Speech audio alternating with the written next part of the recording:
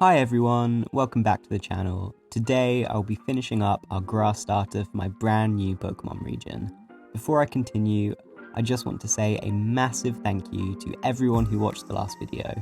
I really didn't expect any sort of traction from it, so to get so many comments, likes and subscribers was shocking.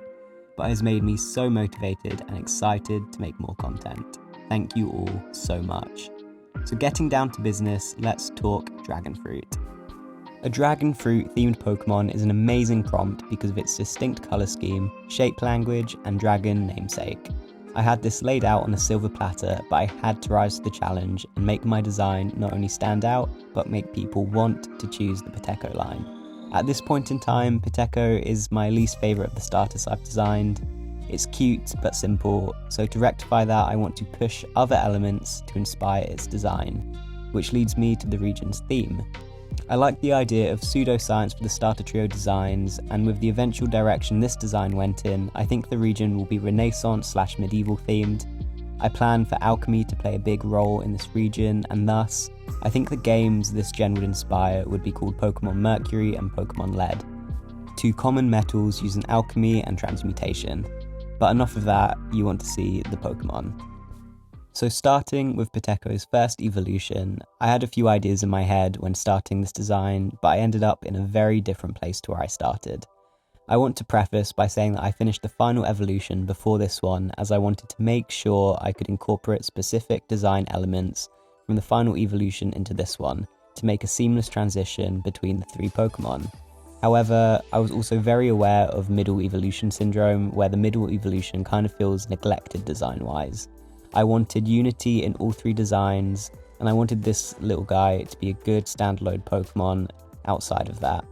I want someone out there to refuse to evolve this Pokemon because they love it so much. I decided to take the angle of awkward but lovable teenager. After trying a few brutish designs, which may have been the worst art I've literally ever produced, I settled on a more sleek and playful design. I gave them a huge fluffy looking tail to amp this up, and contemplated how I wanted the legs. They went through a lot of touch-ups throughout the process. The legs at first were too long, and I looked back at previous middle stage starters and they were more cutely proportioned.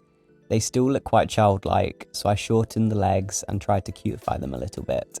As for the face, wow, I did not expect to struggle like that. I've never really practiced animal anatomy before. My art tends to be people and objects, so I probably should have seen this coming. I want to start doing more animal anatomy studies to improve and really push these Pokemon designs to another level. I'm so awestruck by how certain artists can just whip up believable anatomy on the fly with absolutely no references. The dedication to their craft is something I really aspire to achieve. Anyway, back to the actual art at hand. I started colouring and shading, slightly prematurely. Thinking this design would be easy, I started settling for a design that wasn't done to the best of my ability, so you'll see me edit after the colouring is done. Namely, the legs, as I mentioned before, but also the face. Let's be honest, the face was looking a little janky at best, so being the perfectionist I am, I went back in. Trying to move forward with what I liked, I played around with the yellow horn, hat, hair, decorative piece on its head. While I kinda liked that it looked like Elvis's hair, I experimented changing it to a horn that doubled up as a bit of a quiff, kind of reminding me of a teenager's haircut. I also make an effort to simplify the shapes whilst also leaving some points of interest, and overall I'm pretty happy. Seeing the designs take place, I started thinking about the transition from Pitecko to this Pokemon. I see this Pokemon becoming more curious and playful. Them growing up on farms, I think they'd have a strong appreciation for nature and the ecosystem. Leaning into the awkward teen of it all, I imagine them kind of losing control of their scent glands, which, if you didn't catch the first video, are what I imagine the seed spots to actually be. I think that would turn them from being a help on the farm to a bit of a menace for farmers, and could lead them to being forced out on their own, which very much works for what I had planned for the final evolution. Dracania is a mischievous Pokemon that is fascinated by nature. They radiate a playful charm, easily making friends with trainers and other Pokemon. Despite its good manners, Dracania struggles to master its potent scent glands. unintentionally enveloping its trainer in a mesmerizing aroma. Dracania's endearing antics make it a lovable companion, though trainers might find themselves unexpectedly immersed, experiencing the whimsical side effects of its aromatic allure.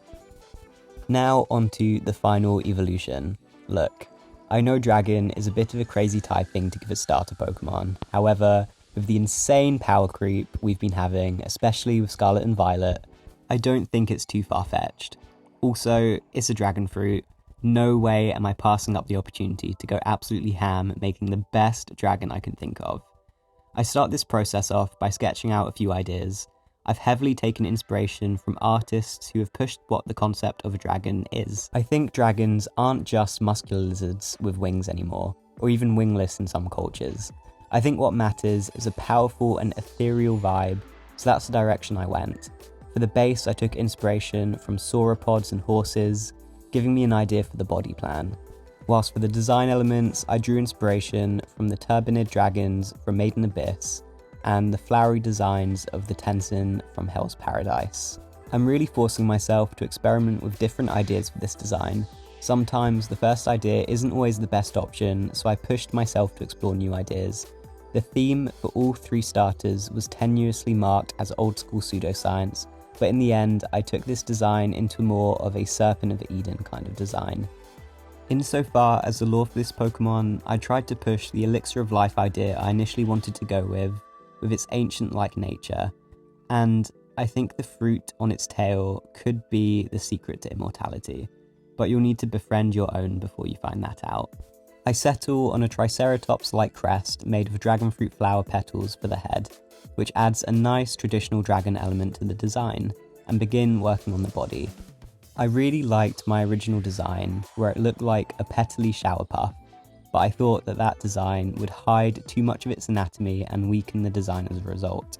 With a heavy heart, I tried a couple of scale-like patterns, ending up on large plates that resemble the skin of a dragonfruit, adding another typical dragon element, just to prove to people that they deserve the dragon typing. I create the tail to look vaguely reminiscent of a snake with some kind of fruit in its mouth, pushing the Serpent of Eden angle. I also put some spikes on the tail to give it some practical utility. This mon could use its tail as a defensive weapon. Moving on to the colouring, I used the same scheme from the previous design, the yellow coming from the centre of the dragonfruit flower.